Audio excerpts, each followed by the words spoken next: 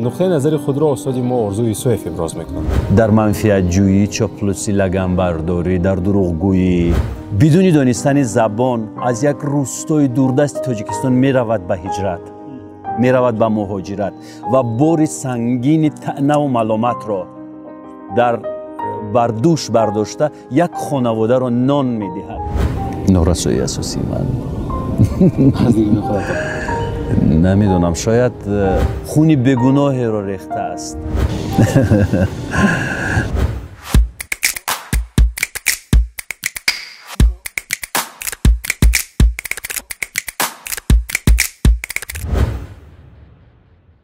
درود دوستان عزیز، این لایحه نگاهی دیگر هست. سوال‌هایی که ما به همه میگذاریم، اما نقطه نظرها برای ما مهم است که کی چگونه نقطه نظر دارد. و امروز با این سوال‌هایی که شما علاقه میدونید، نقطه نظر خود را استاد ما آرزو یوسف ابراز میکنم. کدام از نکوکاری‌ها برای شما ارزش بهتر دارد؟ نکوکاری‌های بی‌غرضانه. صفاتی که شما از همه بیشتر در مرد قدر میکنید. کدام صفات است؟ در مرد. بله. البته وقتی که ما مردانگی میگوییم، در زیر مفهوم مردانگی ما چی رو میفهمیم؟ شجاعت، دلیری، نیرو، متانت، غیرت، این چیزها رو، یعنی چیزهایی که علیه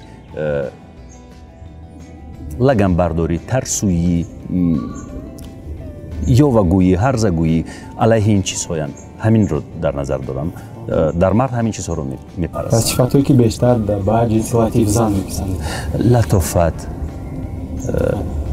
زیبایی، نزاکت، دانش، حیا، عفت و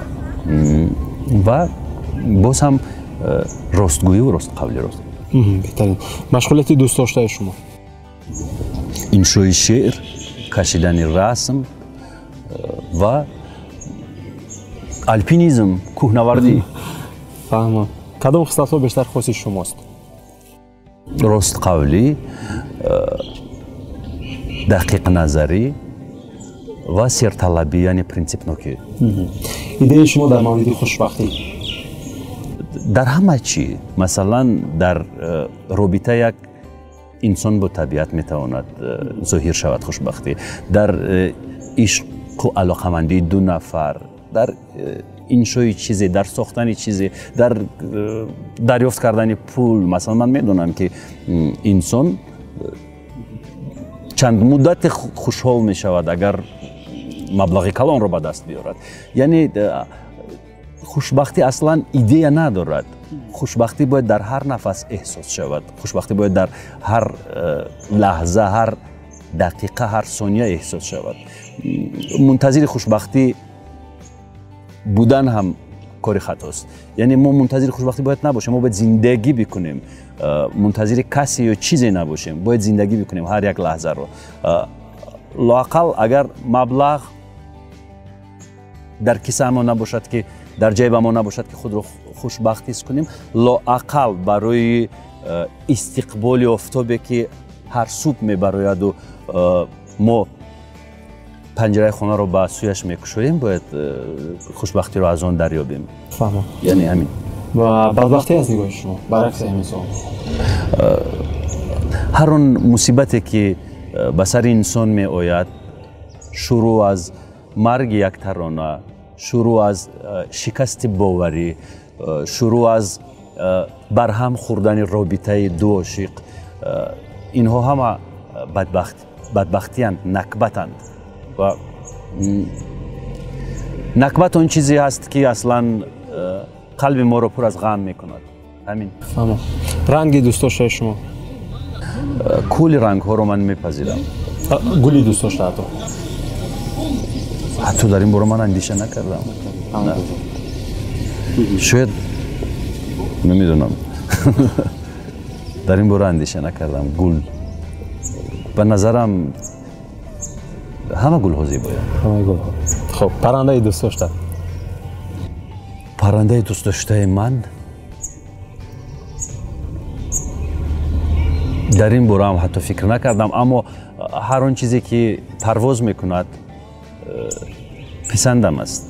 یعنی هر آن چیزی که بال پرواز دارد پسندم است. و ما حتی برای پشه نیز شعر نوشتم که انسان ها پشه رو دوست نمی‌دارند، نفرت دارند با پشه و من نیز برای پشه که پر دارد پرواز میکند یک شعر نوشتم و گفتم که تولد پشه، زندگی پشه، هستی پشه این از حماقت خود ما انسان ها است که ما برای پیدایشش زمین نمیسازیم و باز دوستش نمیداریم. خب اصلا سوال این گونه بود که این کار نمی بود کدام کار، اما این کارها سه کار نمی بود استاد، ژورنالیستیکا، شعر و رسامی نمی بود، کدام کار بود استاد برای شما؟ من اگر روزنامه‌نگار نمی شدم حتما رسام می شدم، اگر رسام نمی شدم حتما شاعر می شدم. شاعر شدن این به نظر من پابند یگان مدرسه یا مکتب نیست، این یک چیز طبیعی است.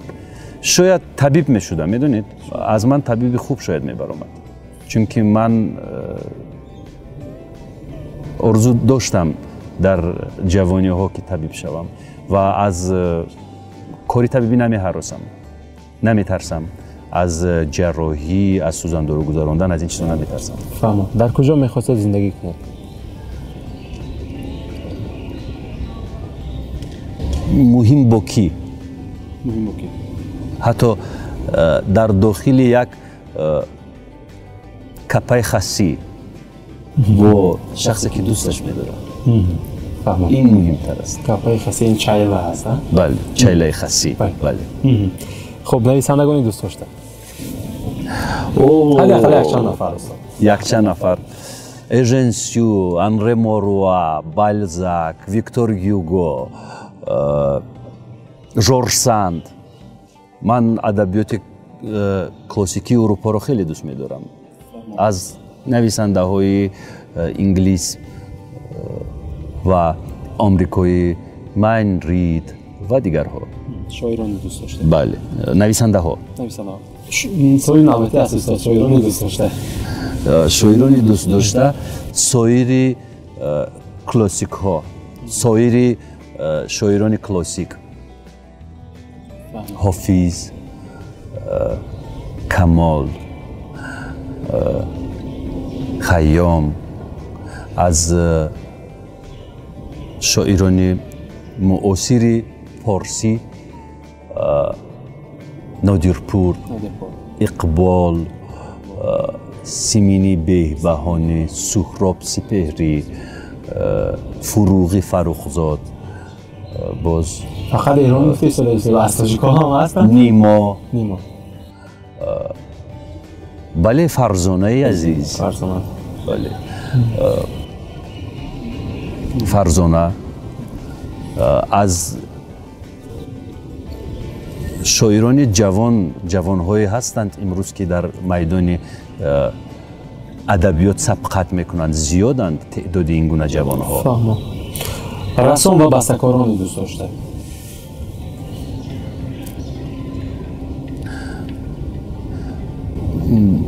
در مسئله بسته‌کاران شاید من یگون حرف دقیق زده نتوانم، چون که اکثر موسیقی هایی که در ذهن من جایگزین می شوند باز هم متعلقند با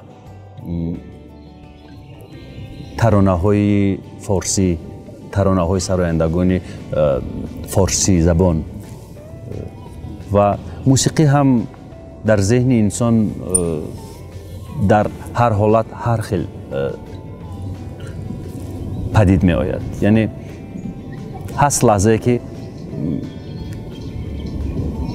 من میپرستم موسیقی های خیلی آرام رو و گاه دیگر موسیقی های دیگرگونه رو، اما بیشتر برای من موسیقی های پسند است که در آن کاری مکمل ارکستر به نظر می رسد، یعنی کاری ارکستری رو دوست می دارم. فهمم.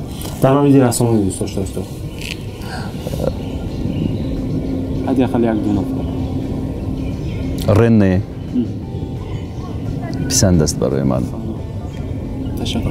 با کدام منفیت ها بیشتر افزایش می‌دهید؟ دموکراتی. منفیت دموکراتی. بله. قهرمان‌های دوست داشته شما از ادبیات.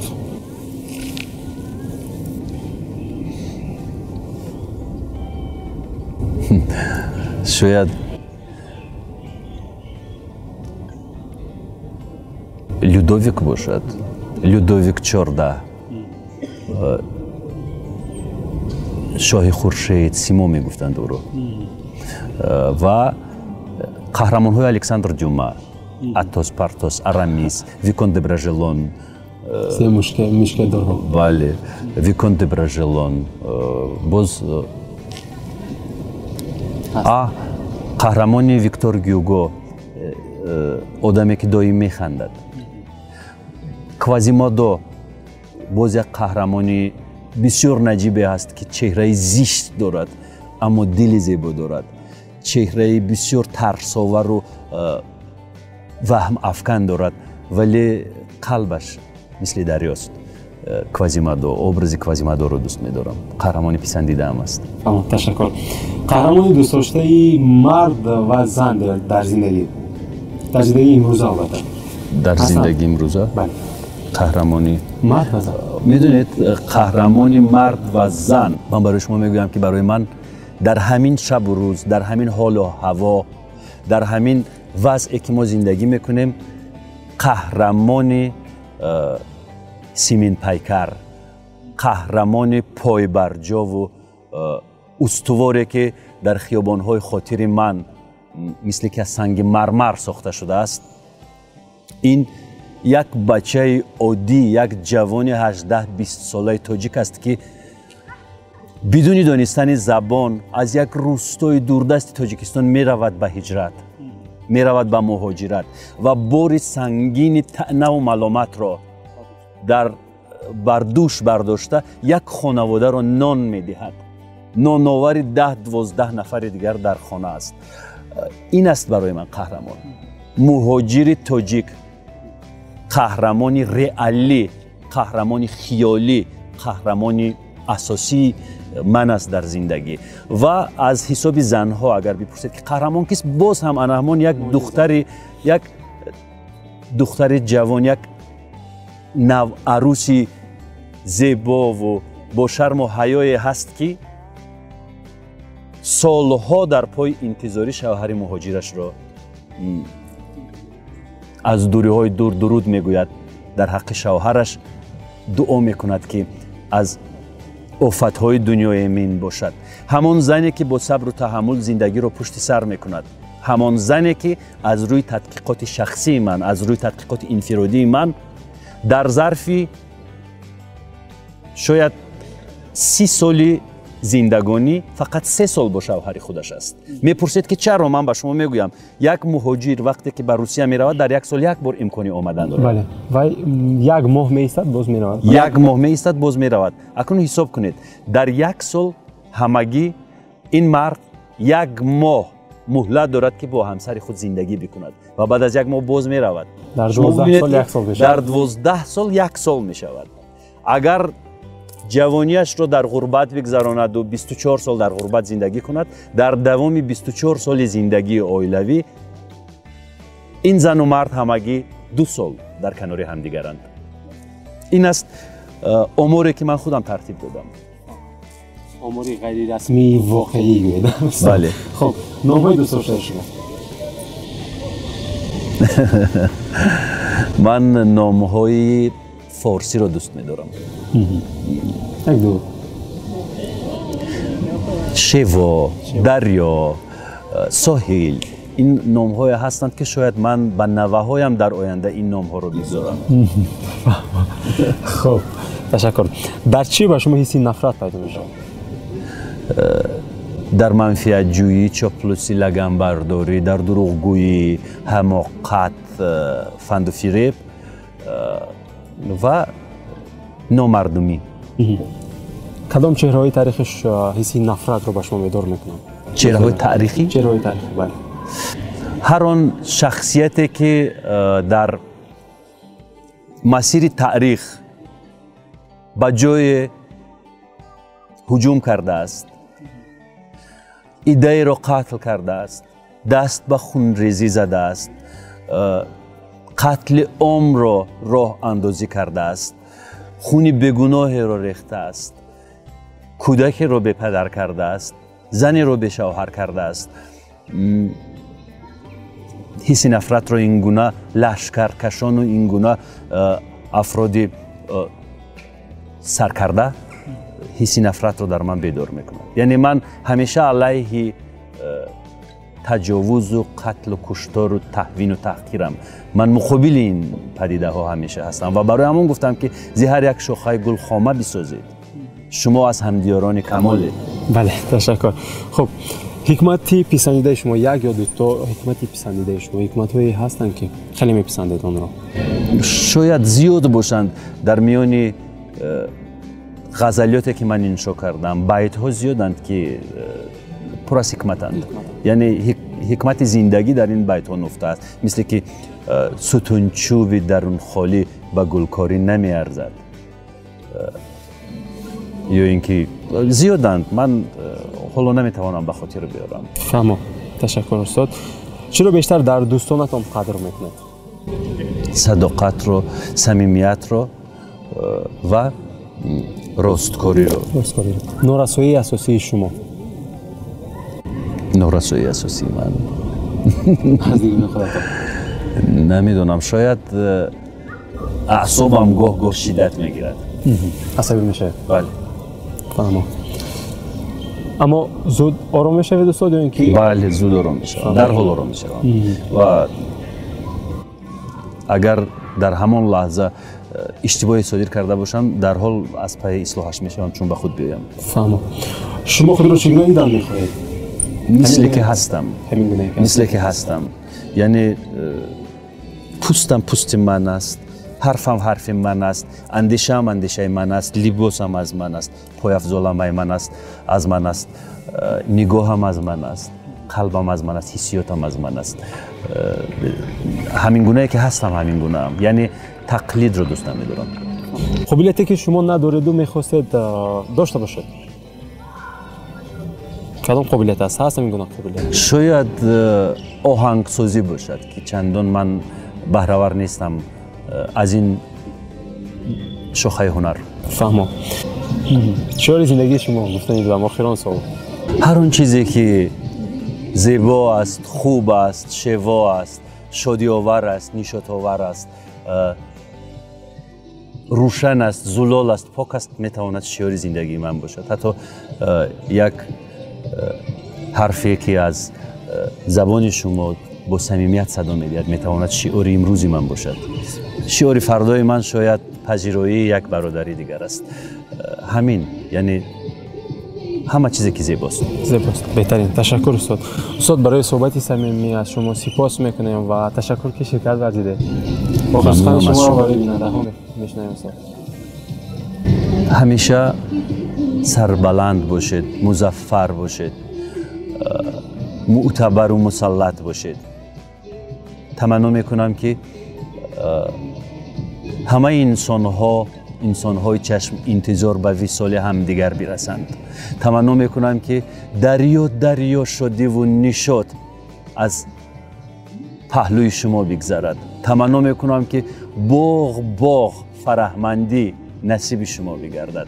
آرزوی من این است که در لب‌های شما همیشه گل تبسم بشکفد. آرزوی من این است که غم به قلب‌های زیبای شما راه نیابد. همین است آرزوی. سپاس استاد. تشکر زیاد.